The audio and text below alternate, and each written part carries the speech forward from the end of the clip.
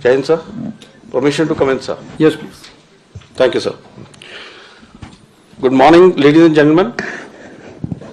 On behalf of General Upendra Dwivedi, the Chief of the Army Staff, I welcome you all to the annual press conference on the upcoming occasion of the 77th Army Day, which we as all know is being celebrated. The parade is taking place at Pune day after tomorrow. I am sure that the interaction today will be positive and fruitful for everyone. The conduct modalities have already been explained to you earlier, and we shall now commence with the press conference with an initial remarks by the Chief Army Staff. Sir, may I request for your initial remarks?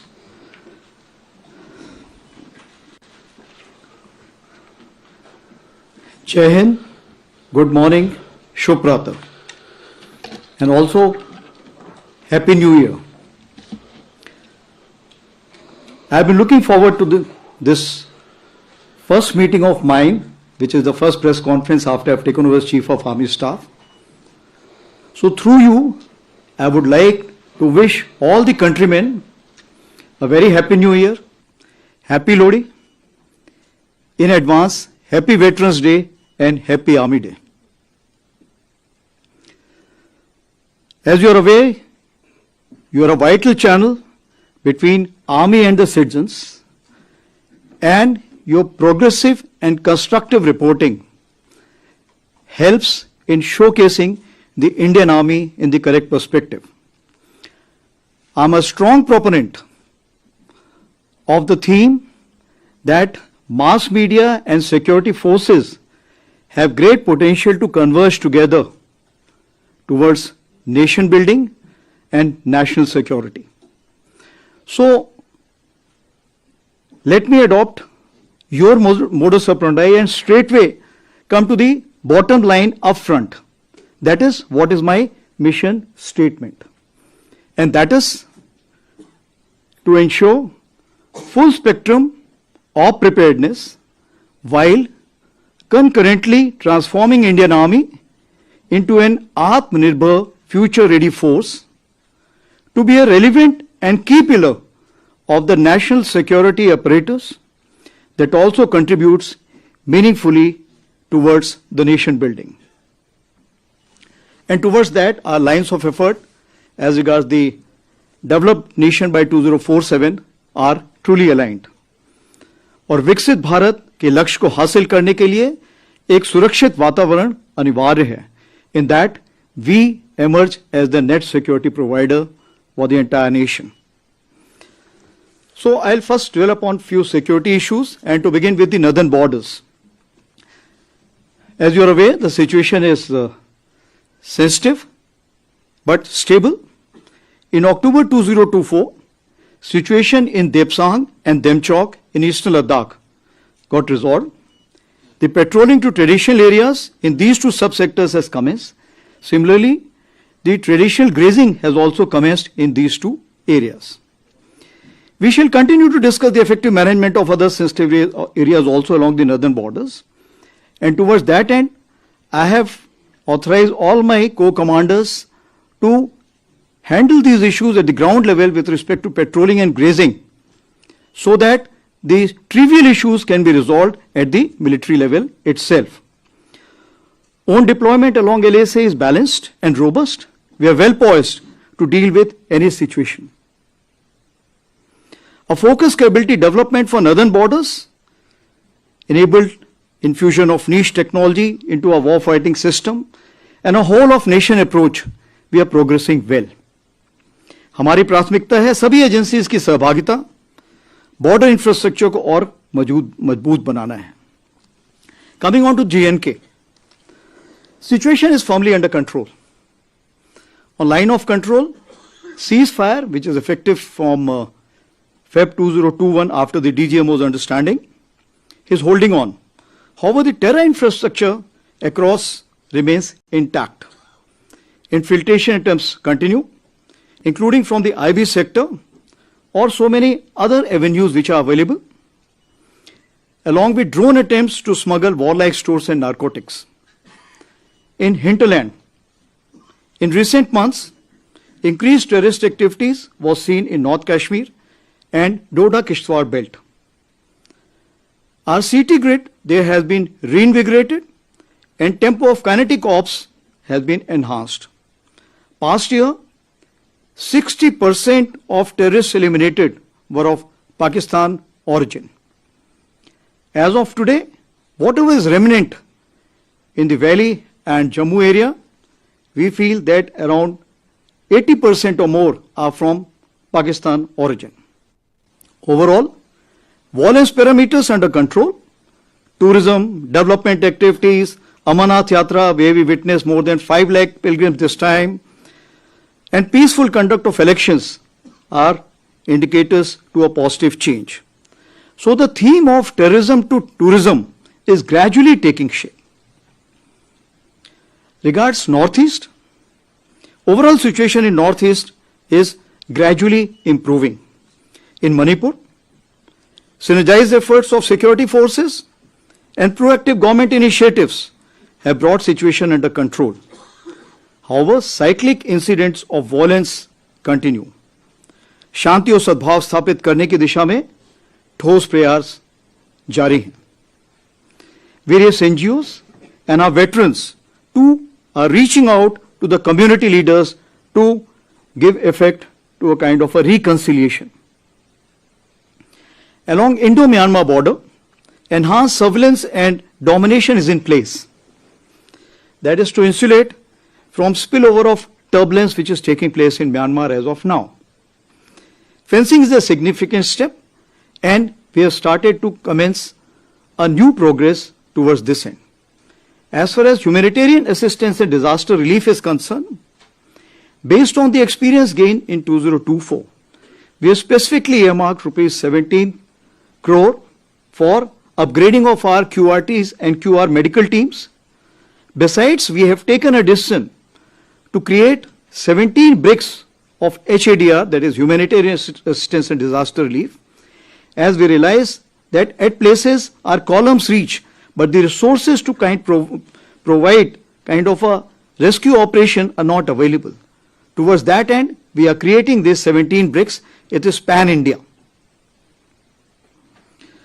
As far as northern borders are concerned, since we have a pan-northern front presence, so Army will play a first responder role and we will not await any request from the state. We would be reacting on our own to make sure that maximum people can be rescued wherever any disaster relief has to be carried out.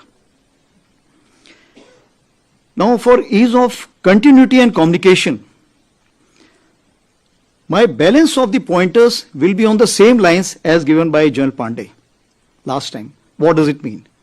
As you know, my predecessor was a visionary and he declared 2023 as the year of transformation. And he declared 2024 as year of technology absorption. So what I have done, that once I took over, the year of the transformation was declared as the decade of transformation commencing from the time General Pandey had announced. And year of technology absorption was extended to 2025 also, because there's lot to be done as far as the technology absorption is concerned. So, year of transformation, since it becomes a decade of transformation, so the pillars remain the same. So I would be covering balance of my update based on those 5 pillars which were given to you by General Pandey. To begin with, it starts with force restructuring. So it's a continuous process to give effect to organizational structures commensurate to threat and technology infusion to ensure the operational effectiveness. As of now, we have already carried out some reorganization in cyber, electronic warfare, ISR units, and rebalancing 1.0 in consonance with our new emerging threat.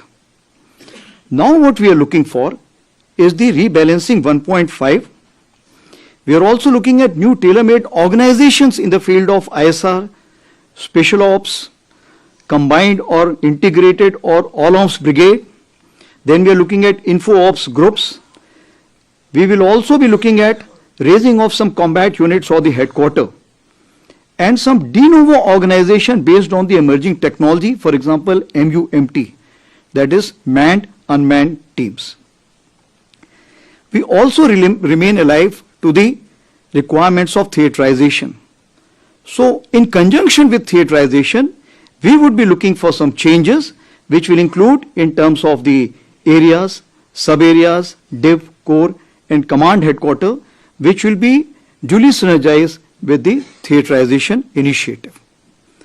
Now coming on to the second pillar, that is modernization and tech infusion. So as far the force modernization is concerned, you are well aware that from EP 1 to 4, we had carried out major procurement, which was enhancing our cumulative combat effectiveness. And now we have also been approved the emergency procurement for CT ops, because we have carried out a major induction of regular troops in the Poonch Rajouri area as well as in the valley. So therefore, there is a requirement for some additional equipment. As for the fields are concerned, it's firepower and lethality, protection and mobility, and we are looking at night to be fought as day. As far as drone and counter drones are concerned, we are looking at no scaling as of now because it's an evolving technology. So we will need new structures, we will need new kind of drones and new scaling. So based on the operational requirement, we are working towards that. As of now, I call it eagle on the arm for every soldier. What you also hear, the new term which is coming as FPV for the drones. As far as the artillery is concerned, the mediumization process is on, and 155 mm caliber has been kept as the main caliber. As far as the mechanized platforms are concerned, we are on our path for modernization with respect to the FRCV, FICV, light tanks and wheeled AFVs. Aviation, LCH induction has already commenced. As regards the loiter and precision munition is concerned, I must give the credit to the domestic industry that which was a far-sighted thing is now seeing the light of the day, and we are able to kind of orders from the Indian industry developers. I will also cover the technology infusion here. As I told you that year of technology absorption 24-25, both years have been given the same name. So what are we looking for in this? Firstly, we are looking for that upgrade and mass the human resource, including the tactical commanders to become the techno commanders, because they are the decision makers. And if the decision maker is alive to the technology, the technical people will be finding it more easier to sail through. As far as our MTech is also concerned, that has increased by 30%. Similarly, the NDA syllabus which has been concerned, which is undergoing a major change, and probably by year 26 we should be able to see that on ground. Similarly, our promotion examinations, courses of instructions, the technology aspects have been just double. While doing this, we have also gone in for collaboration with experts in other ministries, academia, industry, and we are also aligning with the national technology missions. There are 16 technology clusters which have been identified by the Indian Army, which has already been there in the news for quite some time, with fixed responsibility and fixed outcomes. As for the data harmonizing is concerned, for artificial intelligence, it is most important, and we are working together on this issue. I must also say that this is the first year where we have gone in for multi-domain operations, operational discussions independent of op discussions which we carry out. This is based on the front basis on the both sides. And why it is more important? Because this time we included the subject matter expert from whole of the nation and also the veterans. So we had from CERT India, Cyber, and all those representatives from the ministries came in and participated in this. The veterans expert group have also been created, which is working under Deputy Chief ISNC, and they will give us the report by Feb end.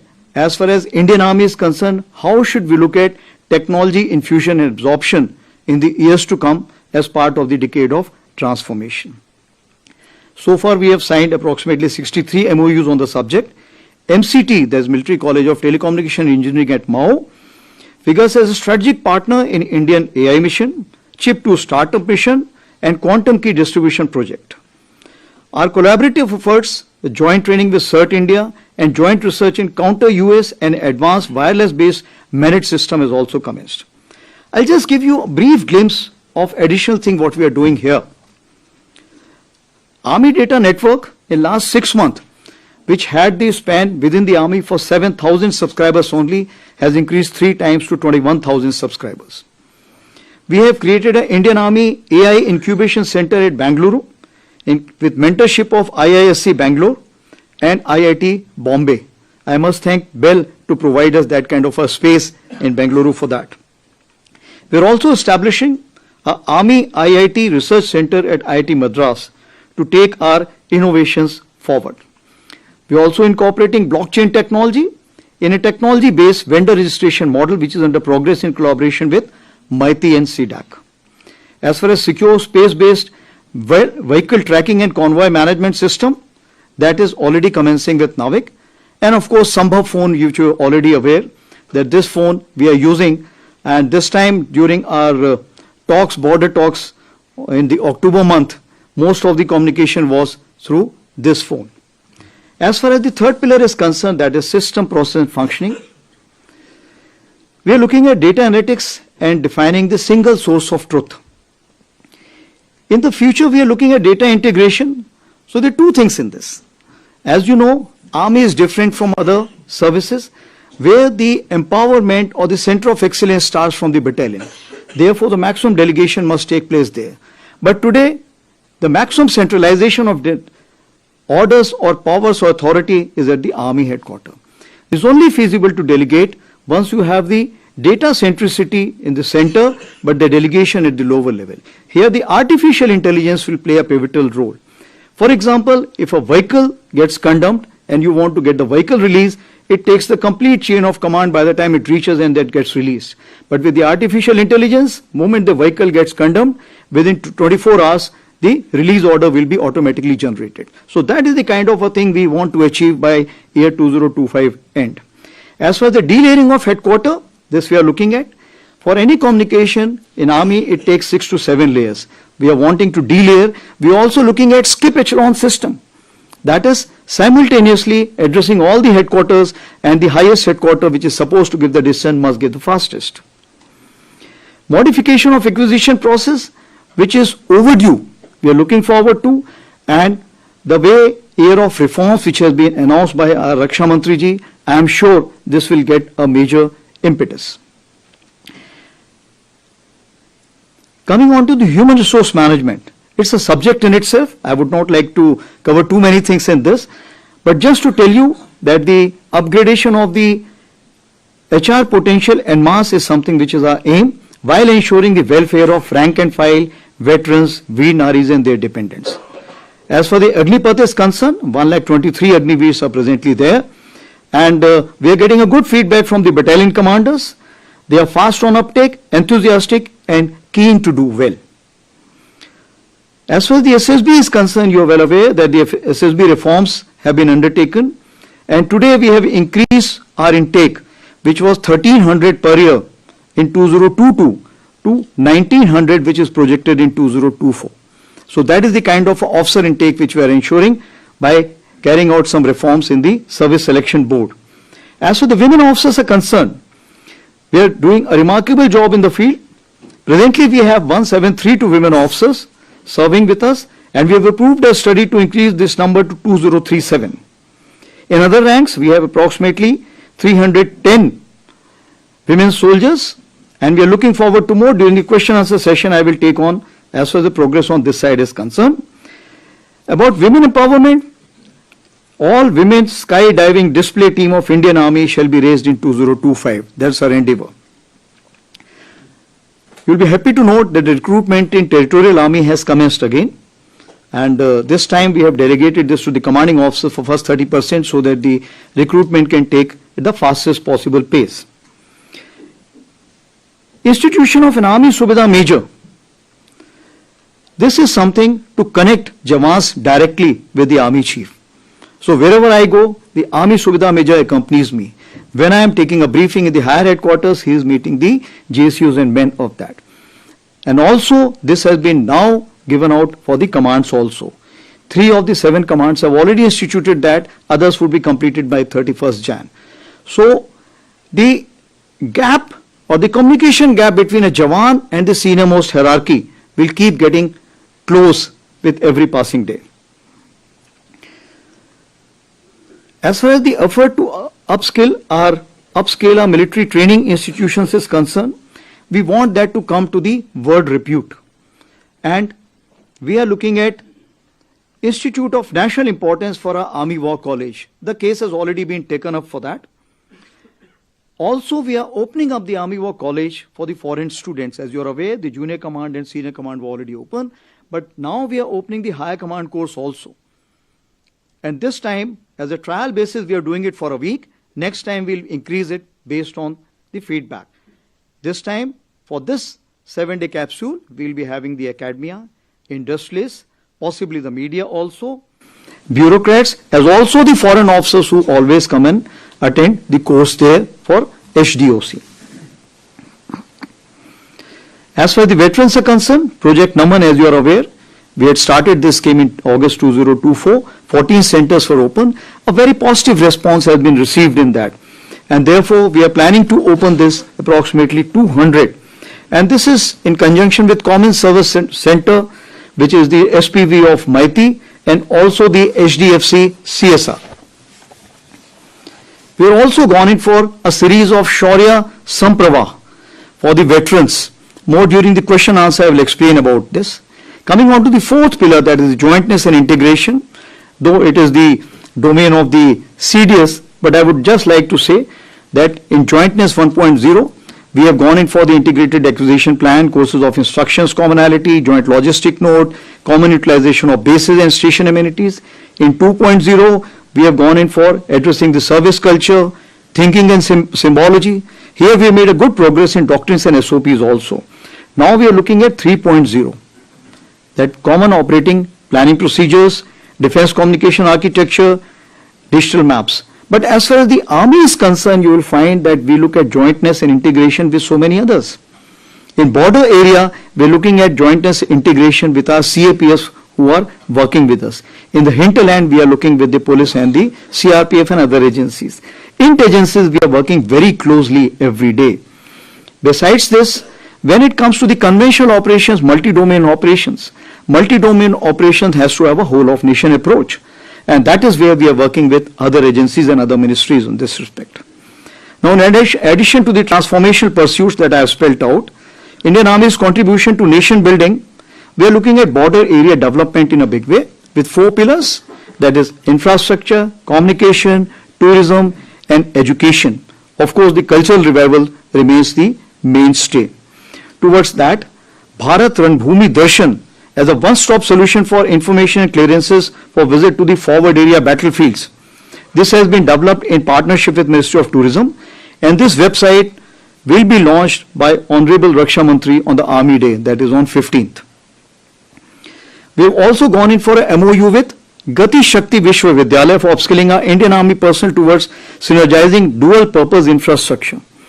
Since Indian Army has to carry out a large-scale mobilization and it has a large-scale logistic requirement, so we have to align with the national logistic policy. And also this Vishwavidyalaya will train our people.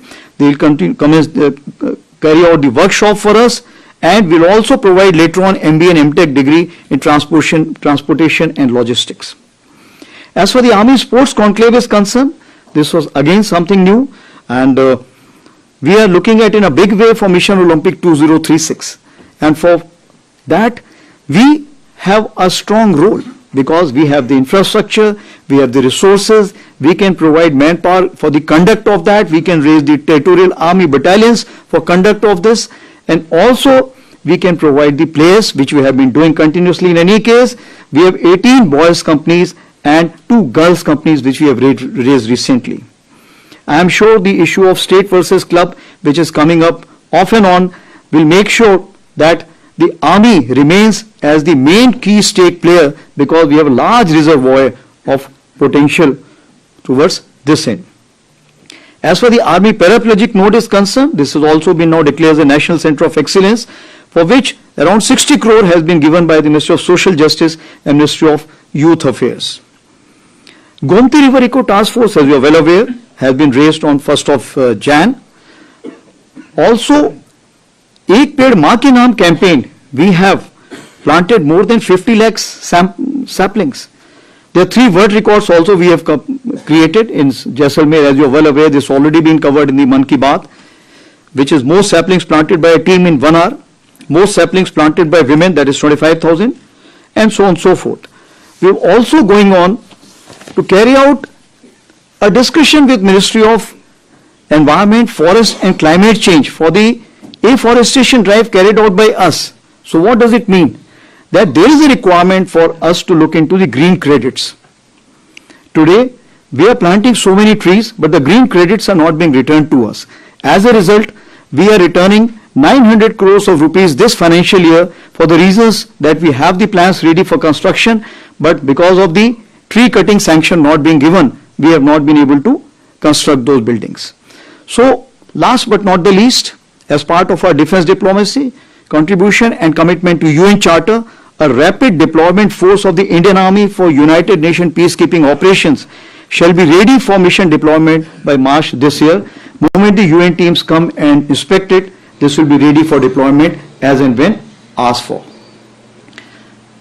So मैं सभी को आश्वस्त करना चाहता हूं कि भारतीय सेना एक प्रशिक्षित, सुसज्जित और युद्ध अनुभवी सेना है जो राष्ट्र के सामने आने वाली हर चुनौती का सामना करने के लिए पूरी तरह तैयार है. Thank you. I am now open to questions, please. Thank you, sir.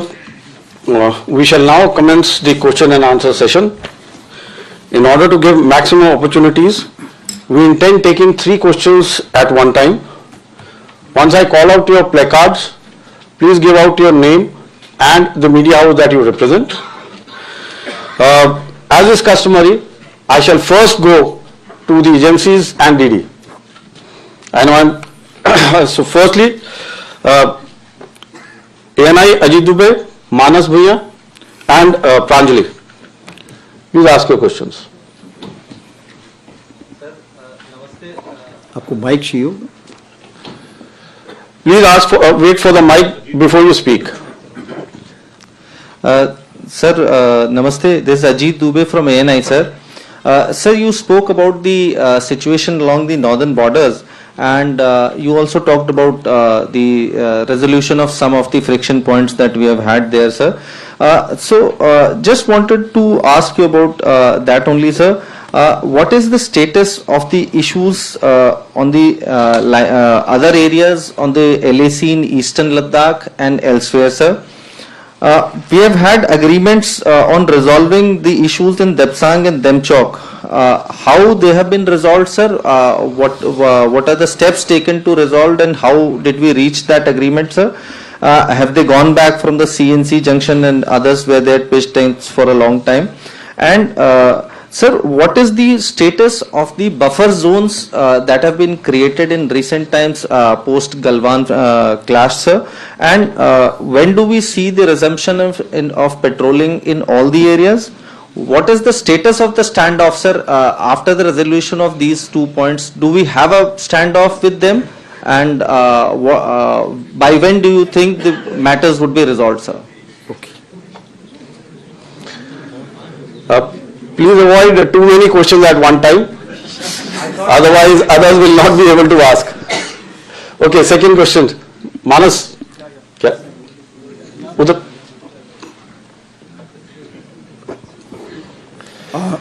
Hello, sir. This is Manas Pratim Bhuyan from PTI. My question is about Manipur, sir. You briefly mentioned about Manipur.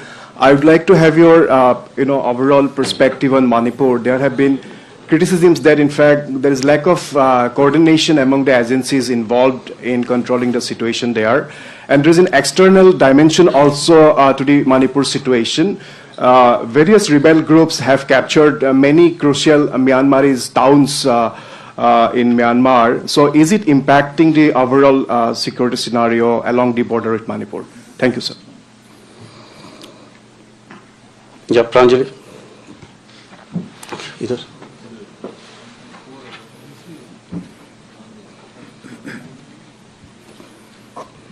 Good morning sir, Pranjali Singh from संसद TV. Sir मेरा पहला सवाल आपसे ये है sir, अगर मैं 2447 के मिशन की बात करूं सर, ये प्राइम मिनिस्टर के साथ साथ पूरे देश का विजन है, हमारे देश को विकसित बनाना है। इसमें सर इंडियन आर्मी का कंट्रीब्यूशन अगर आप बता सके, आप कैसे कंट्रीब्यूट कर रहे हैं। और सर मेरा दूसरा सवाल ये है कि बॉर्डर रोड इंफ्रा एक बहुत बड़ा इशू है। हालांकि अगर पहले और अब की तुलना में देखें तो बहुत सारे चेंजेस हम देख रहे हैं। बीआरओ सर अपना काम कर रही है, इसके अलावा जो मेन लैंड और बाकी बहुत ही जो बॉर्डर एरियाज में विलेज एरिया को जोड़ने में सर इंडियन आर्मी की क्या भूमिका है सर, अभी क्या अपडेट है अगर आप बता सकें। Thank you sir.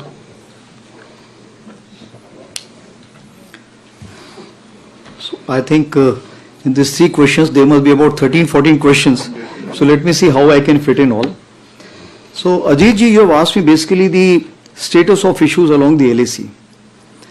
So I will repeat the same word, it's stable but sensitive, point number 1. So what does it mean? That there have been series of meetings. Firstly, among the ministers, even the Prime Minister has met the Chinese head. Similarly, the meetings have taken place at the level of the Corps Commander. As you are aware, the 22nd SHMCL took place on 21st October, which finished. Thereafter, 5th December, we had the WMCC. Then 18th December, we had the Special Representatives meeting. Now coming on to the Depsang and Demchok. As you are aware, April 20 onwards, that both sides had moved forward and stopped the other side from going to the traditional areas where they were carrying out the patrolling. So what has happened in this disengagement, that both sides have agreed to go back to the areas where both sides feel, okay, this is where we used to come for the traditional patrolling. So that has been agreed upon and both sides have fell back.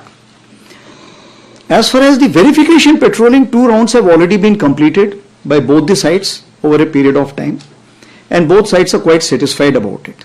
Similarly, as far as the grazing ground is concerned, those grazing grounds also been now mutually agreed upon, those have been agreed, and the graziers are being allowed to go. Earlier we were not allowing them to go because we did not want any kind of a inadvertent aggravation of the situation. The second question which you have asked is about the buffer zone. Let me tell the House that there is nothing called as buffer zone. When you carry out a kind of a negotiation, then you look at what can be solved immediately, what will take some time to resolve. Where you feel that the nature or the degree of violence can be high and the fuse is short, what happens? You create some distances. So when we carried out these kind of negotiations over a period of time, some places we declared as a temporary moratorium. It means that both the sides will remain back and will not go to the common areas because we still feel that if we meet at those places, the violence level may go high. So that is the terminology which is used as far as the temporary moratorium is concerned. Status as far as standoff is concerned. Now what we have to see that what all has changed from April 20. If you look at, has the terrain been doctored over a period of time? Yes. Both sides have doctored the terrain. Have both sides carried out the billeting construction? The answer is yes. Both sides carried out some stocking, deployment? Yes. So therefore what it means that there is a degree of standoff. Now once you have changed all this situation after April 20, so the trust between the two countries has to have a new definition. Therefore, there is a requirement for us to sit together and thereafter come to a broader understanding that how we want to kind of calm down the situation, restore the trust. So we are now looking forward for the next special representatives meeting which should take place, and also the WMCC, and based on the guidance given from that, we will be moving forward. Your related issue was that what is happening along the complete front. So as I have told you that the Corps commanders have been now delegated the powers to resolve the trivial issues or the minor frictions so that they don't kind of later on become a big issue. So if they can be resolved at the lower level, that is being resolved. The timelines, I can only say that India has adequate strategic patience. Coming on to the second question, that is Manas had asked for Manipur, overall perspective. The overall perspective as of today, that yes, there are, if I can say that, affiliations, and the tribal affiliations have taken a strong line.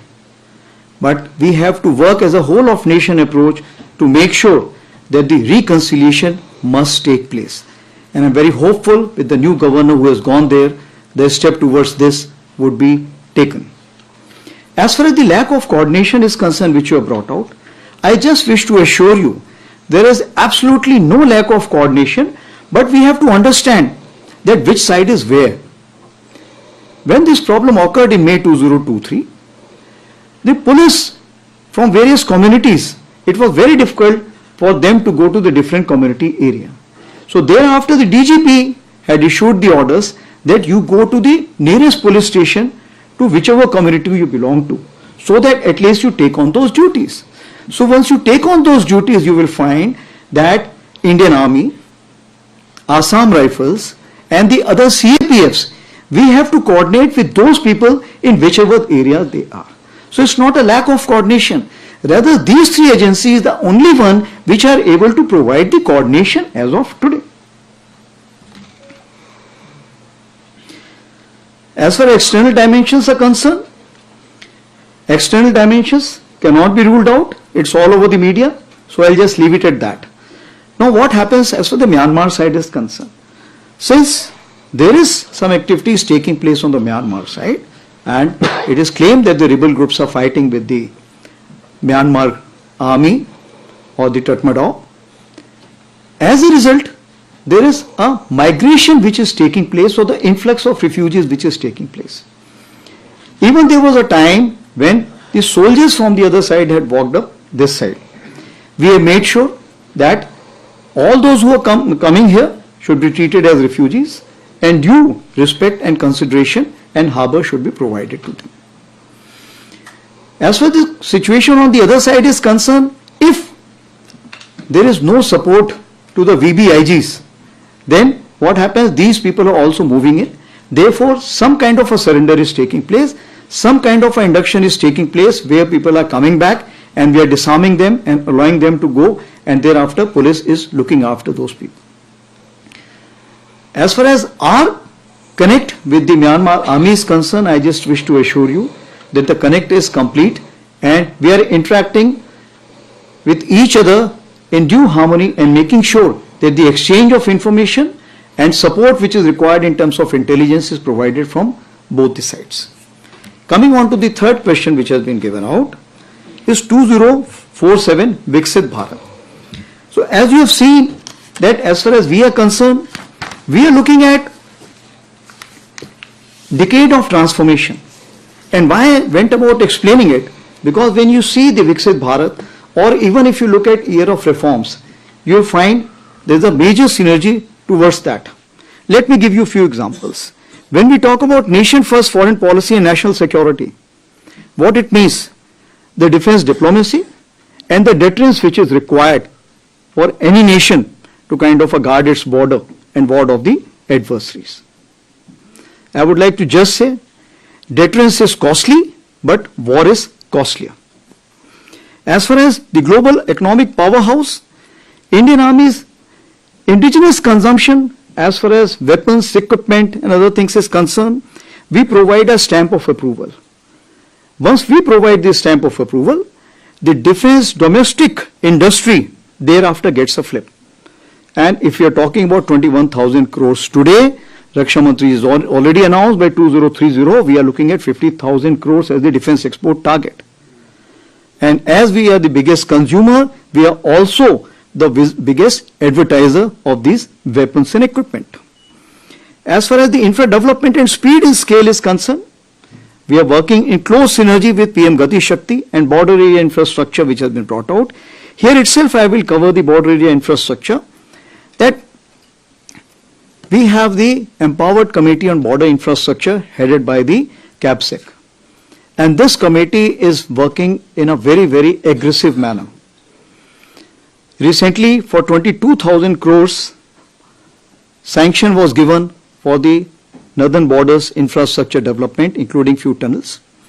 Besides, when we had the GLOF for Sikkim, as you are aware, that Sikkim suffered that glaciated outburst, that is the time this committee met and immediately authorized the money to BRO and other agencies to make sure that the recovery becomes that much faster.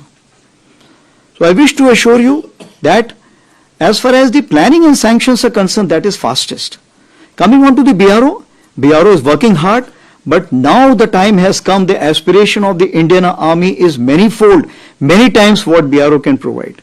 Therefore, we are reaching out to the other agencies, which are whether railways or National Highway Authorities, NBCC and others, and we are trying to get them into the fray so that our infrastructure development along the northern borders should be 3 to 5 times of what we are able to do as of now.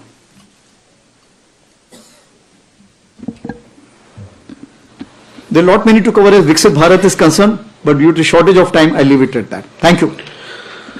Right, ladies and gentlemen, I'll request you to limit yourself to one question and ask no sub-questions so that we have a wider participation.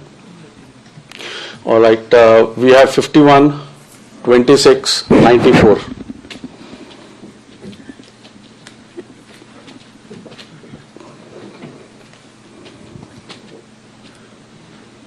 Good afternoon, sir. Sanjeev Barua from The Week. So we have been hearing a lot of talk ever since 2019. The Himgiri exercise was also held. I'm talking about the integrated battle groups. So what is the status now? Has the plan been dropped or still much in the making?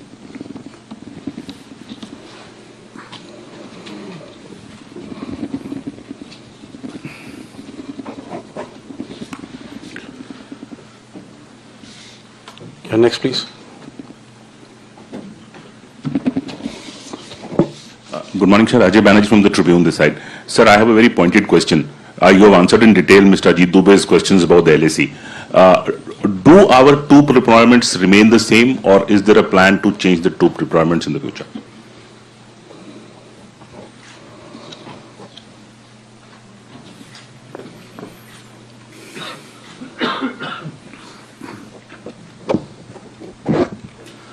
Sir, मैं मंजीत नेगी हूँ आज तक से। आपने कहा कि जम्मू कश्मीर में अभी भी 80% जो आतंकी हैं वो एक्टिव हैं। नॉर्दर्न आर्मी कमांडर के तौर पर और सेना प्रमुख के तौर पर हमने देखा कि जम्मू कश्मीर में अभी भी बड़ी संख्या में सेना के साथ घुसपैठ की घटनाएं पिछले 1 साल में देखी हैं। 70 से ज़्यादा आतंकियों को सेना ने मारा भी है। आपको इसके पीछे क्या बड़ा कारण नजर आता है कि ये घटनाएं अभी नहीं रुक रही हैं? क्या सीधे तौर पर पाकिस्तानी सेना इसके लिए जिम्मेदार है या कोई और कारण आप देखते हैं?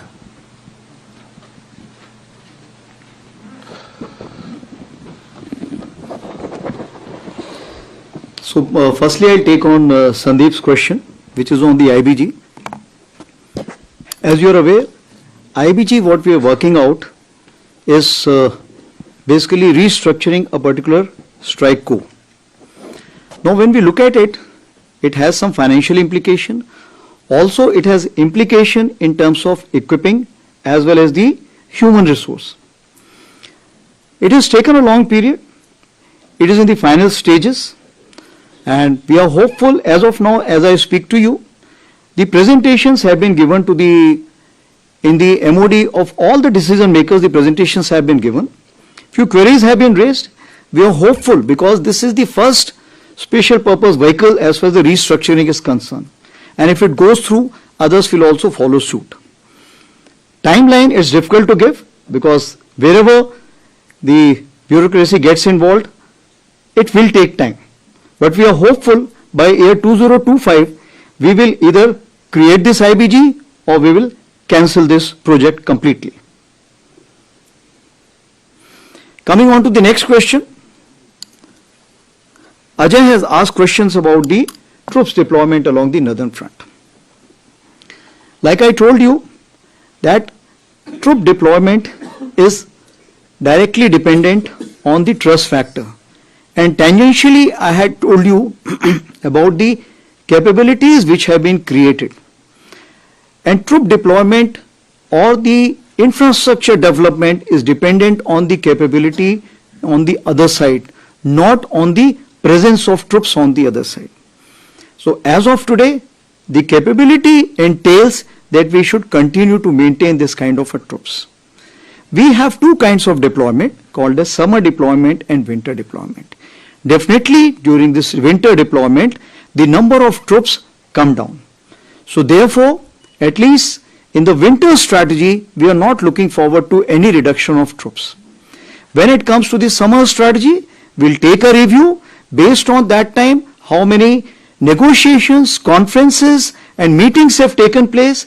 Based on the indications and assurances, we may like to review at that point of time. The third issue which has been brought up by Manjeet, as far as the J&K is concerned, that the violence level is not reducing. Here I would like to just say that the violence level is being orchestrated by the epicenter of terrorism, that is Pakistan. If it is so, is the word helping us in kind of a controlling this epicenter in any way? If the support is not forthcoming the way India is looking at, this kind of a terrorist infiltration will continue to be there. However, as of now, we have inducted 15,000 additional troops in year 2024.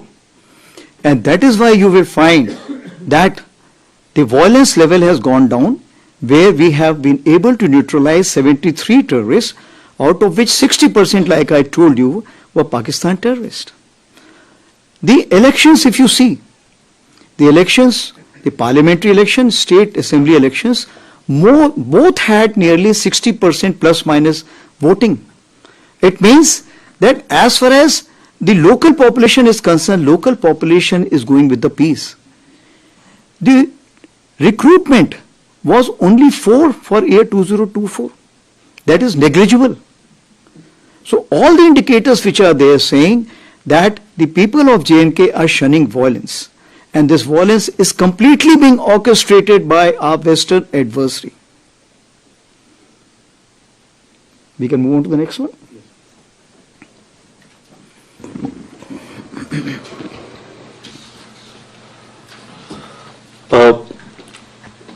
21, 96 and 172. Good afternoon, sir. Rahul Singh this side from Hindustan Times. Sir, my question relates to this recent assessment by a senior general on the performance of women officers in the army, specifically limited to the Eastern Command. You said they are doing a remarkable job. Have you taken note of the concerns which were flagged by the then Corps Commander of 17 Corps? Are there any steps being taken to kind of fix those gaps, or is there a sense that perhaps it was a wrong call to give them command role without without carrying out all the steps that were necessary? And the second question is also related to HR only, sir. This is related to Agnipath. You were recently in Nepal and you had chats, you had talks with the Nepalese army chief and other people over there, senior people. So was there any talk on resumption of Gorkha recruitment or some consensus or breakthrough on those lines, sir? Thank you, Rahul. Next, please. Idhar dena.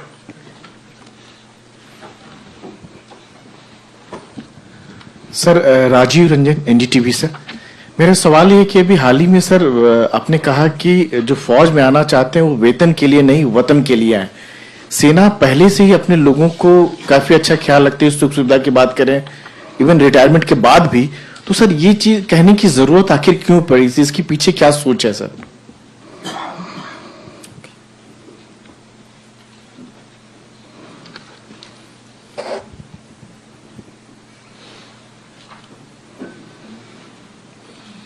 Who's the third? 172. Hello, sir. Neelam Matthews from Shepherd Media of the UK. This is regarding the tanks. What is the status of Zorawar as of now? Details of the trials. When is the first delivery expected? And related to this itself, when is the second tender to be out? And the T-72 tanks, have they been delayed, the overhauls? Upgrades, Could you please repeat the question again, the first? The Which first one? equipment you're talking about? I'm talking about the Zorawar tanks. Okay. What is the status of it, the trials, the delivery, and also when is the second tender for the Zorawar supposed to be out? Okay. And it's all related, sir. And the overhaul of the T-72s, has that been delayed or are you taking it up now? Thank you. Okay. I think one question, ek ke saath ek free, it becomes two questions for everyone. Okay. So, as far as Rahul, what you have asked for the women officers, firstly, General Puri, the letter which got leaked out shouldn't have got leaked out. A court inquiry has been ordered about it. It's a perception. It's his perception. He has all right to give that perception and comment. It's an internal communication. Now, what we have to see that when we made them commanding officers, what were the situations?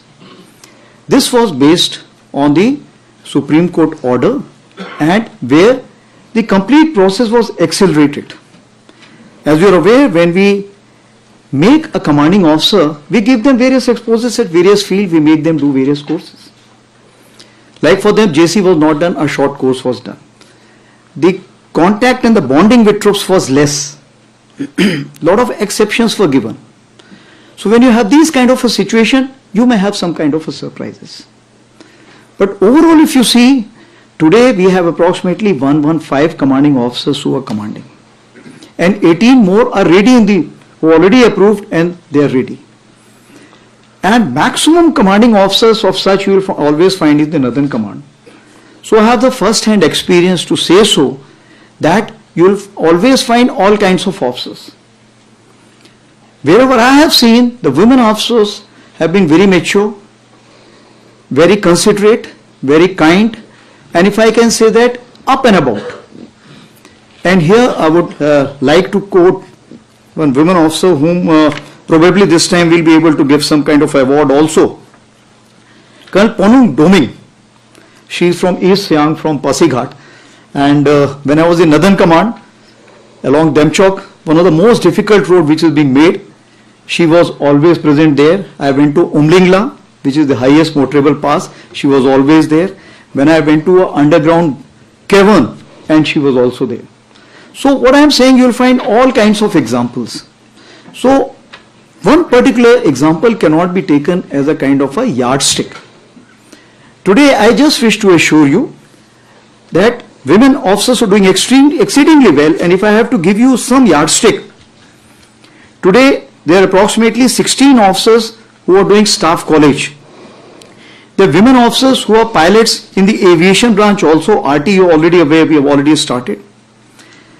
In the TA battalion, CSC battalion, AOC battalion, I have first-hand experience to say so, they are doing exceedingly well. Now what is important is, over a period of time, we have to look into, as far as Indian Army is concerned, we want a strong woman officer.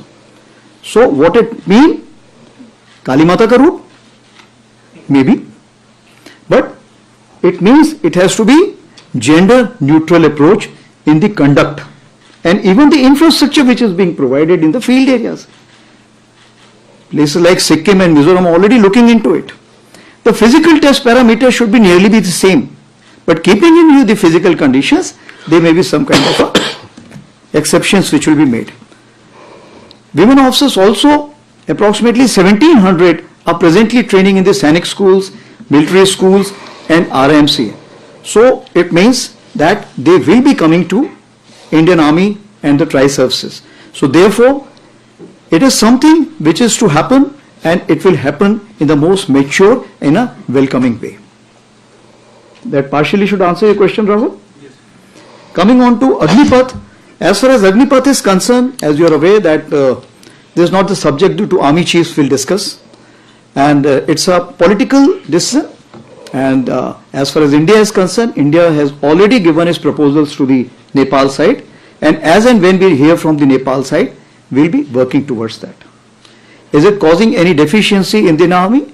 No. As of today, wherever such deficiencies are there, it is being filled in by other recruitable military population. Coming on to Rajiv, आपने पूछा है वतन और वेतन क्यों? सबसे बड़ी चीज ये है कि हमें ये समझना चाहिए कि भारतीय सेना किन मुद्दों पे बनी है, किन सिद्धांतों पे बनी है. क्या वो सिद्धांत पैसे के हैं या नाम नमक निशान के हैं? तो मेरा ये कहना है कि आप नाम नमक निशान के लिए आइए, अपनी पहचान के लिए आइए, एडवेंचर एक्टिविटी के लिए आइए. मैं हमेशा ये बोलता हूं कि कारगिल में अगर एक जवान लड़ाई में आगे गया था तो क्यों गया था? क्या वो पैसे के लिए लड़ने गया था? वो अपने साथियों के लिए लड़ने गया था, अपनी बटालियन के लिए लड़ने गया था, अपनी मिट्टी के लिए लड़ने गया था. तो मेरा सिर्फ यही कहना है कि आप आते हैं तो सिर्फ पैसे के लिए मत आइए, आप हमेशा इन मुद्दों को भी साथ में लाइए और ये आपके अहम मुद्दे होने चाहिए. अगर आप इन मुद्दों के साथ आएंगे तो आप सबके साथ में शरीक होंगे, सुख दुख में शरीक होंगे और आप एक टीम के पार्ट बनेंगे. अगर आप वेतन के लिए आएंगे तो आप अपने आप टीम के पार्ट नहीं बनेंगे और हमें आपको अपने सिस्टम से अलग करना पड़ेगा. तीसरी बात मैडम मैथ्यू ने पूछी है जोरावर लाइट टैंक के बारे में. तो as far as Zorawar light tank is concern, you are aware that we are looking at approximately 354 tanks to begin with, and in Jan 2023 we had given the AUN for that. An expression of interest was given in April 23, and it was amounted to approximately more than 70,000 crores, 17,000 crores. So as of now we are looking at 295 as part of Make 1 and 59 as part of the DRDO initiative. As you are aware that few veterans have joined hands together, and we have seen glimpses of this light tank, so-called Zoravar, making rounds. This has already been to the high altitude, carried out some trials, and I spoke to the DG of DRDO who is dealing with this subject.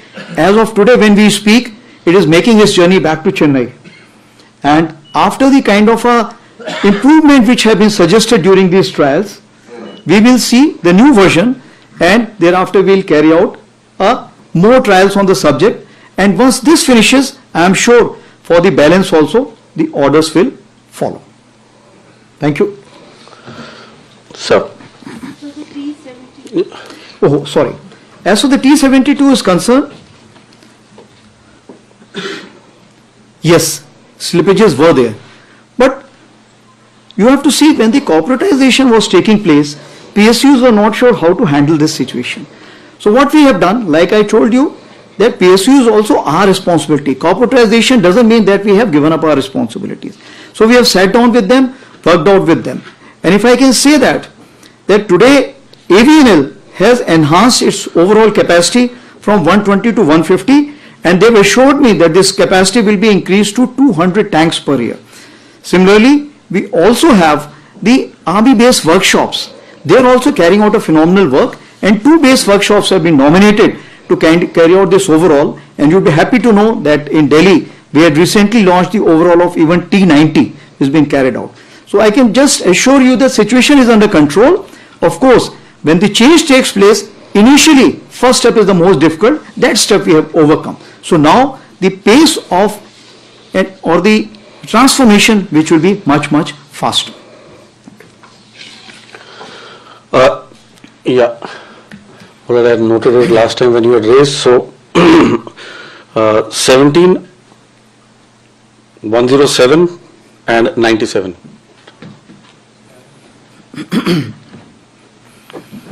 So here, sir. Yeah. So Shudhiranjan from Bloomberg. So just wanted your thoughts and views, given that the Indian Ocean region is becoming very militarized and contested, what kind, if any, capabilities are you looking at for the future, in tandem perhaps with the Navy, so that, you know, we are ready in case of any eventuality? And also, are you looking, you know, at a later date of basing troops outside? If so, which side, sir? Basing troops outside? Yeah, I mean, is there a consideration at all, sir? Okay. Yeah, 107. Yeah, please, here. Srinjoy?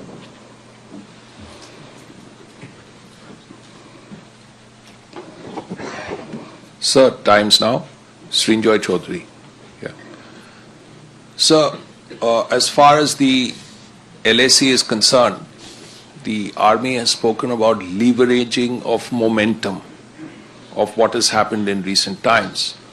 Now, is there a case, considering so much positive action has happened vis-a-vis the Corps Commander level talks at 14 Corps, of having similar talks on the eastern side with 33, 3 and 4? Also, sir, are we getting enough engines for our tanks from Russia? Yes, Sandeep.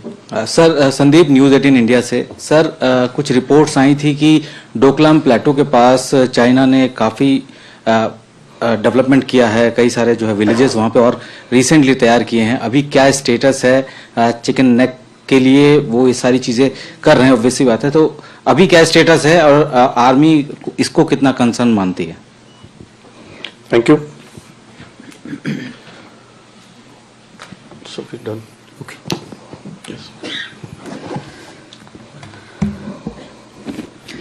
So as far as IOR region is concerned, before that let me tell you that Indian Navy is working along with us in the Pagongso Lake in a big way, including unmanned boats are concerned. Also, their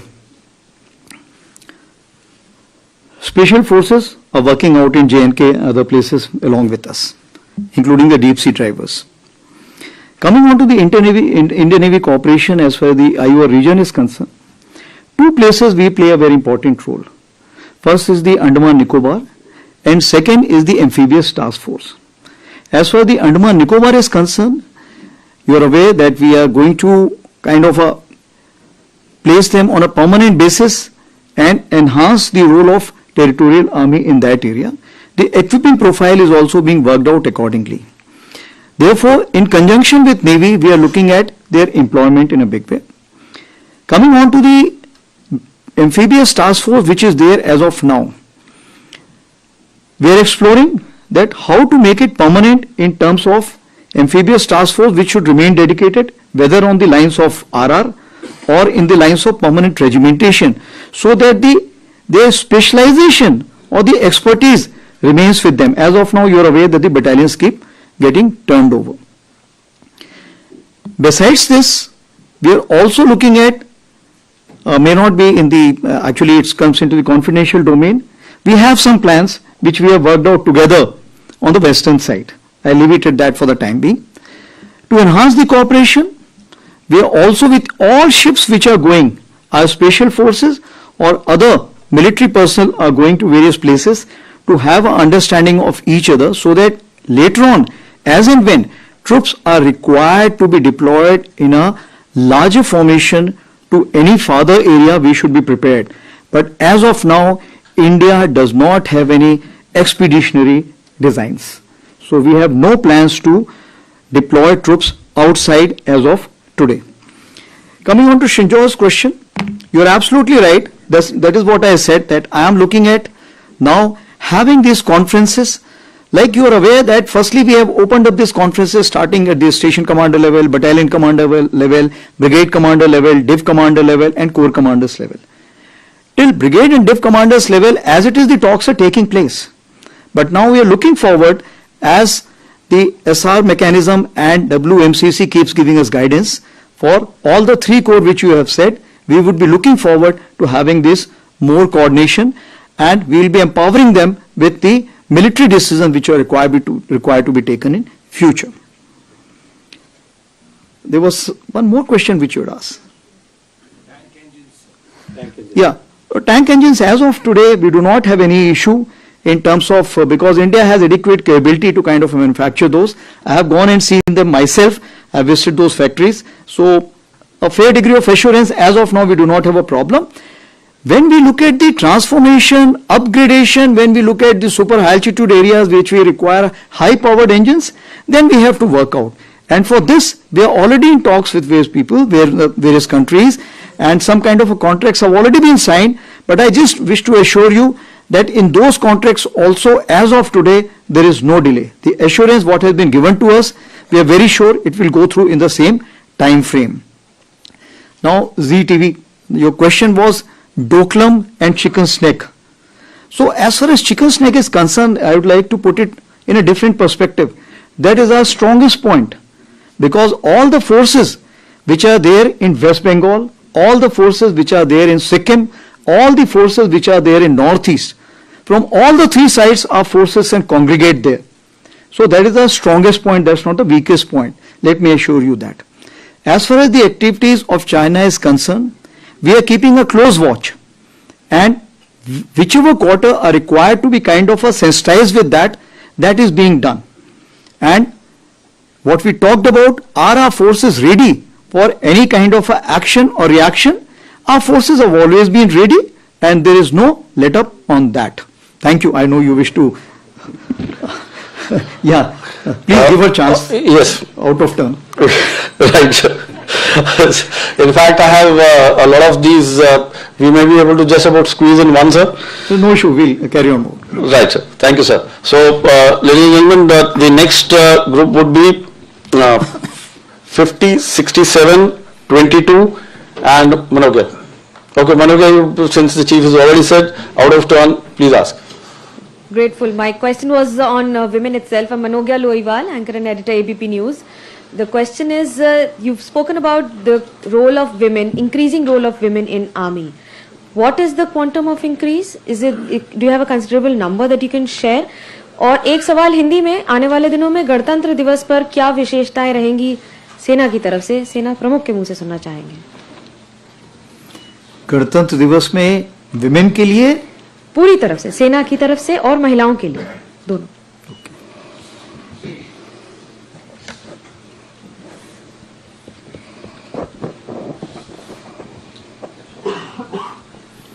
Okay, 50, 67, 50, yeah, sure. Hello sir, I am Shivani Sharma from India Today. My question is regarding Bangladesh. In last 6 months, we've seen a lot of disturbance out there after the regime change especially. And there have been reports of vulnerability along the northeastern states, as we see a very free movement that is being allowed, especially for the anti-India elements in few parts of Bangladesh, close to India-Bangladesh border. We also see a lot of procurements that are being intended by the Bangladesh in terms of new tanks, fighter jets. How do you perceive this change in posture, and how prepared are we in terms of protecting our borders with Bangladesh? Thank you. Yeah, 67. Good afternoon, sir. Dhruv from Bharat Shakti. Sir, recently the Defense Secretary had said that pecuniary issues are no longer an impediment, but the three services as well as the DRDO have been time and again saying that there is a bit of financial crunch here and there. So what is your opinion on that? And number two, sorry for the second question, but you put a very cogent argument in terms of, say, scaling up of drones. But what about counter-drone systems, sir? Thank you. So first question was on the financial. Sorry. Could you just tell me the first sentence what you used? Sir, Defense Secretary R.K. Singh a few days ago had said that financial issues are no longer a constraint. Yeah, Perry.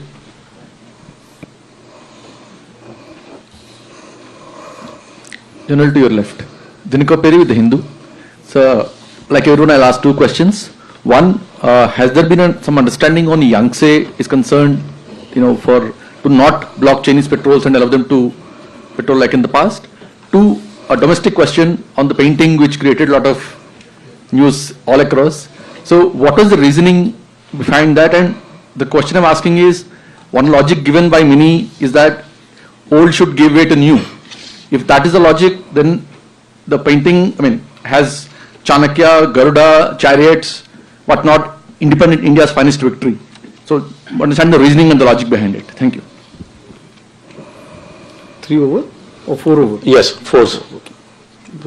Monogya was an additional, sir. So as far as RD parade is concerned, there are a lot many things. So I think the too large a canvas for me to cover. So I will not, I'll skip that question because too many things. But coming on to your women intake is concerned, so I would like to just say that NDA as of today, we have 60 cadets, army cadets, and every year we are looking at about 20 cadets. Also in the OTA, that is Chennai and Gaya, we are looking at 120 per year. Serving soldiers, I have already told you. Women officers, I have told you it's coming to 2037, it will be increase of approximately 1,000. But what is important is women as other rank. Now it involves change of Army Act Section 12. So we are going in for the change, and by 2032 we are looking at approximately 12 times increase. We are wanting to make it 1200, then slowly and slowly to 1700 per year. So gradually the number will increase. Like I told you that the acceptance, we creating that kind of an environment is equally important at this point of time. We have a Vishaka guidelines, but we do not have similar guidelines for the men. So therefore, when we talk about gender neutrality, slowly and slowly we have to prepare the society and the military for that. Once we get that, you will find the number will continue to increase. We call something called as guardian force. What it means that you may not be in the direct contact, but you are controlling those weapons which may have a impact on the forward troops. Now such forces you will find that the women can play a very important role. Therefore, in the second and third tier, they will play a pivotal role, and we are very sure in the days to come, their number will keep increasing. As far as the total number of women in Indian Army is concerned, among the officers, if I include the AMC and others also, RBC, etc., approximately 8,000 women officers we have today. And we include the TA also, which we have recently opened up, about 110 vacancies we are now going to give per year as far as the women intake is concerned. Coming on to the next question thereafter, Shivani ji, you asked about the Bangladesh. So I'll take your mind back to the comment which has been given by the Bangladesh chief recently, that India is strategically important to us, and same is vice versa. Bangladesh is strategically important to us. As of today, which is the other country which shares border with Bangladesh?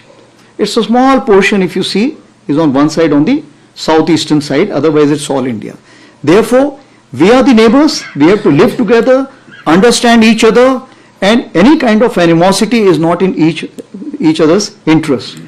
As of today, firstly, there is no vulnerability from any side.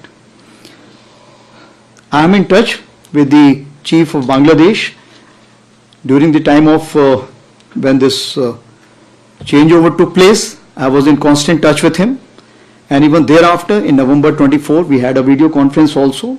As far as the military cooperation is concerned, is again going up in the same way. Our officers have moved there for the NDC also. There is no let up on that side. The only thing is, as far as the joint exercise which is carried out, because of the situation as of now, that we have postponed for some time, and as and when the situation improves, that exercise will also go on. When we talk about the relationship we should talk about when there is an elected government. So as of now, the relationship is with the military is well and perfect. Coming on to the financial issues which have been brought out, I fully endorse the views given by the Defence Secretary. Though I have the details of how much capital allocation was done, revenue allocation was done, that apart, whatever the Indian Army can absorb in terms of corresponding increase in the training, infrastructure and the manpower, that is being authorized to us. Recently, the kind of sanctions which have been given to us are phenomenal. So that way there is no problem at all, and our wish list is meeting, because it is not only the equipment what we are looking at. We are looking at infrastructure development, we are looking at raising few headquarters and so on and so forth. For that we have been assured there will be no let up, and today as we speak, we may be rather returning some amount of money for Shinkunla tunnel, since that could not get completed, it just started, the work has started, that money will be returning back. So there is no dearth of money as far as Indian Army is concerned. Counter US, what you had asked for, you are absolutely right. The US and counter US, this always has a ratcheting effect. So if the drone or the US has a technology development, counter US has to beat that. Thereafter again counter has to come. So this is an ongoing cycle, and in the counter US what we are working out is in various forms. It is the kinetic form and non-kinetic form. In non-kinetic form the ranges are less. Wherever we are using the, if I can say that, the jammer and the spoofer, there we are getting more ranges and we are quite successful on that. But the number of equipment is limited. With every passing year the number of equipment is increasing. So we are very sure that we will be able to take control of that. As far as the kinetic equipment is concerned, that is something keeping in with the limitations, has got its own kind of I say a very limited number. But in laser technology we are working out closely with the DRDO, and in the days to come we should be able to enhance range even in that. Dinkar ji had asked question about Yangtze. So was there some other question other than Yangtze?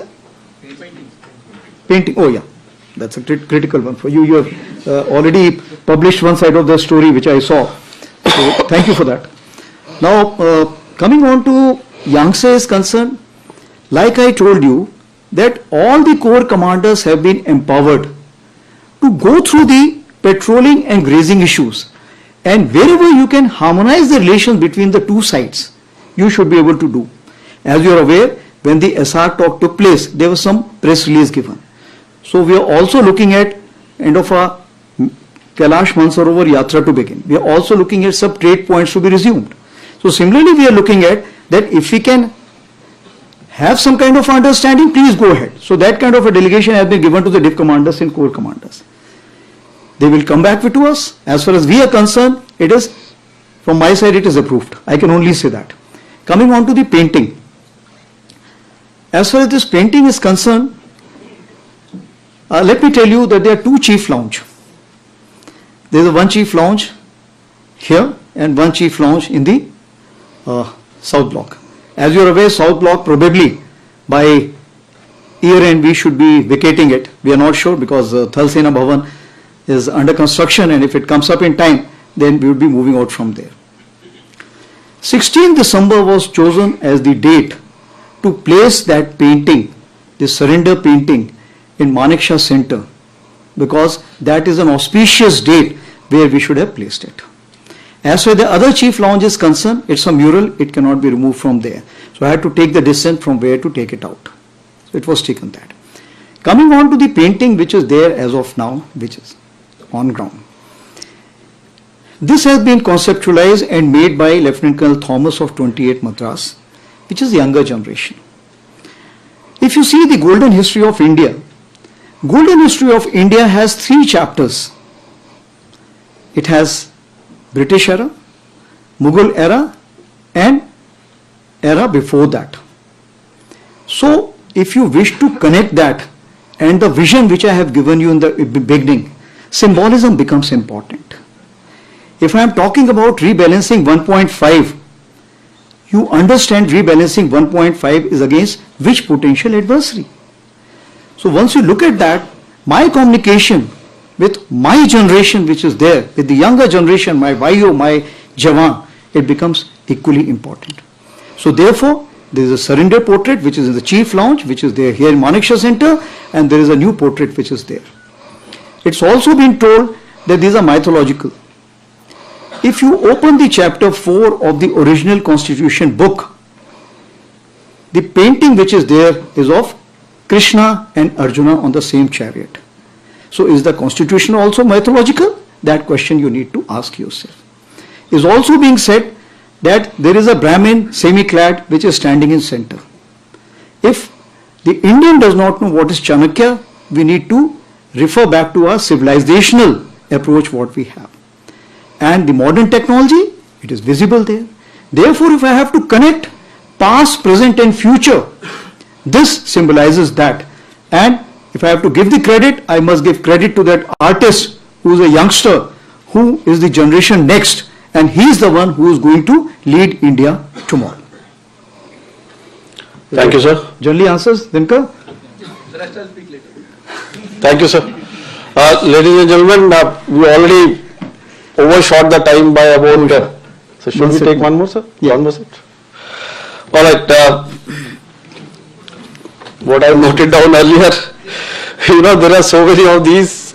So 79, 118, 33, and after that coming to you in the next set. So 79. Sir इधर Krishnamohan Mishra Sputnik India से।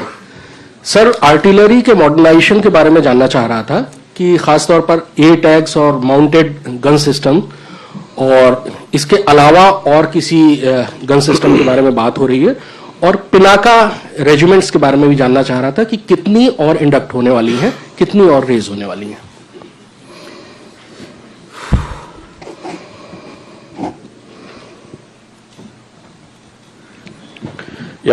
Sir this side Madhurendra from news nation. Sir modern warfare में हमने देखा है कि air defence system की जरूरत काफी हद तक बड़ी है और उसके इम्पोर्टेंट को नकारा नहीं जा सकता। मैं जानना चाहता हूं कि इंडियन आर्मी का क्या प्लान है फर्दर, क्योंकि हमारे पास लिमिटेड रिसोर्स हैं। अगर एयर डिफेंस सिस्टम की बात करें, फर्दर हम कितना इन्हांस करने वाले हैं और किस तरह के इसके डिप्लॉयमेंट होंगे। एक छोटा सा सवाल और भी है, चूंकि वन के साथ वन फ्री आप दे रहे हैं, तो दूसरा सवाल सर एक और मुल्क के बारे में है जो अफगानिस्तान है, जिसके साथ हमारे डिप्लोमेटिक रिलेशंस एस्टेब्लिश होते जा रहे हैं और इसकी गवाही हाल में मिले हुए फॉरेन सेक्रेटरी की मीटिंग से भी हमें मिली है। क्या कोई मिलिट्री रिलेशंस भी हम एस्टेब्लिश कर रहे हैं अफगानिस्तान के साथ या फर्दर हम देख रहे हैं?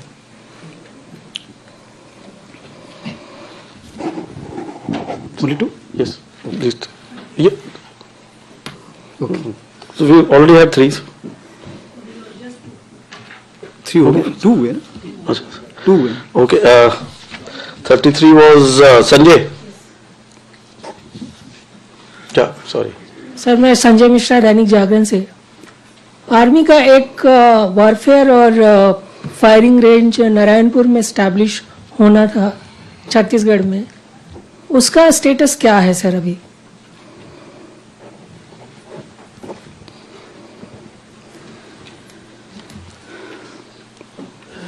मिश्रा जी आपने हिंदी में पूछा था, इंग्लिश में पूछा था? तीनों हिंदी में। ओके। तो जैसे मिश्रा जी आपने पूछा है कि हमारा आरटी गन का हमारे बारे में क्या सोच विचार है, तो आरटी का जैसे मैंने आपको बताया कि मीडियमाइजेशन के बारे में हमने सुचारू रूप से तय कर लिया है कि 2032 तक हम 50% जो है मीडियमाइजेशन कंप्लीट कर लेंगे। जहां तक माउंटेड गन सिस्टम है, जिसको हम एमजीएस बोलते हैं, वो हमारी 300 जो है तकरीबन हमने उसकी टीसी कंप्लीट कर ली है और इक्विपमेंट अंडर ट्रायल में जा रहा है। चूंकि इक्विपमेंट अंडर ट्रायल आपको पता है कि वो हमारा विंटर ट्रायल्स हमेशा विंटर्स में होता है, उसमें वक्त लगेगा, तो प्रोबेबली हम देख रहे हैं 2026 में हमें उसके बारे में नतीजा सामने आ जाएगा। जहां तक टोट गन सिस्टम का सवाल है, हम उसमें आरएफपी हमने इशू कर दी है और ये सिस्टम अभी हमारे पास मतलब कार्रवाई इसमें शुरू होगी। लेकिन उसके अलावा हमारे पास क्या क्या चीजें हैं? सबसे पहले ए टैक्स का जो है कॉन्ट्रैक्ट हमारा अगर सब सही रहा तो तकरीबन 307 गन का हम जो तकरीबन 8,000 करोड़ का है अभी इस साल फाइनेंशियल ईयर खत्म होने के पहले साइन कर पाएंगे। उसी प्रकार से K9 वज्रा, जैसे आपको पता है रिपीट ऑर्डर के लिए हमें सैंक्शन मिल गई है, तो हम उसमें रिपीट ऑर्डर में जाएंगे। और अगर इन चीजों में हमारा इंडिजिनाइज कंटेंट बढ़ता रहा तो जो भी हमारी विश लिस्ट है उस पर्टिकुलर इक्विपमेंट की हम उसको रिव्यू करेंगे। अगर उसमें इंडिजिनाइज कंटेंट ज्यादा है तो हम मिड कोर्स रिव्यू करके हम उस इक्विपमेंट को ज्यादा लेना चाहेंगे, वनस्पति उस इक्विपमेंट के जिसमें कि इंडिजिनाइज कंटेंट कम है। तो इसमें सोच विचार रहेगा। जहां तक हम पिनाका की बात करें, पिनाका इसमें भी वही सोच विचार आ रहा है कि अगर इसका एमनिशन हमें बढ़ी हुई रेंजेस दे सकता है तो क्या जो हम ऑल्टरनेट देख रहे थे उस ऑल्टरनेट की जरूरत है। हम दो जो हम अभी हाई एक्सप्लोजिव प्री फ्रेगमेंटेड जो हमने एमनिशन जिसका हम अभी साइन करने जा रहे हैं तकरीबन 6,000 करोड़ का, और एरिया डिनायल म्यूनिशन जो हम साइन करने जा रहे हैं करीब 4,500 करोड़ का। तो जैसे ही हमारे ये एमनिशन में बढ़ोतरी होगी और हमें रेंज अच्छी मिलेगी, हो सकता है जो हमारे बाकी लॉन्ग रेंज वेपन्स हैं हम उनको ड्रॉप करके इसमें कंसंट्रेशन करें। तो एग्जिट कितने हम रेज करना चाहेंगे शायद मैं अभी उसको ना कहूं और उसको भविष्य के लिए छोड़ दूं। जहां तक हमारी एडी सिस्टम की बात आती है, as far as the AD system is concerned, what we are looking at, VSHORAD is something which we are working out in the immediate time frame. Balance we are working out in conjunction with the Air Force, that is Akash and others. So first thing is that the AD system as a whole, it has to be seen as an integrated approach by the nation. To carry out a convergence between the Air Force and the Army, we are going in for Akash Tir, and probably by year end we will be having due integration between the two, that is the IACCS, CCCS of the Air Force, and ours will also be talking to each other. Now moving further, we have a tactical level and we have the operational or the strategic level. What we will be looking at the tactical level, something which Army should be controlling it, and as for we move to the operational or the strategic level, it will be the Air Force controlling it. As far as the radars are concerned, these will be placed jointly by the two, and the information will be jointly shared. So this is how I would like to cover as far as the AD is concerned. Coming on to the Afghanistan, our emotional connect between Afghanistan and India is always high, and it will remain so. But as far as the military presence as of now is concerned, we are not looking at any military presence in the near time frame or in the immediate time frame. Coming on to the last question of the Sanjay Mishra ji, that is Narayanpur. We are looking at this range may not be in the immediate future, because the way our troops are deployed, is this required? We have to see firstly that. Secondly, do we have the troops in this area? As you are aware that in view of the rebalancing 1.0 what has been carried out, our troops are looking at super high altitude area. So we are wanting our ranges in the super high altitude or in the mountainous region where we can practice. And therefore we are making a great attempt to acquire these ranges in such areas where we can carry out the firing. As and when the requirement develops, we will certainly go in for acquiring this range and moving troops there also to carry out the training. That's all I have to say. It was nice interacting with all of you, and I am sure that media will keep supporting our endeavor to make sure that the thought process of Indian Army reaches to a common man and also to a soldier, because you are the one who make it reach faster vis-a-vis us. Thank you very much. Thank you, sir. Ladies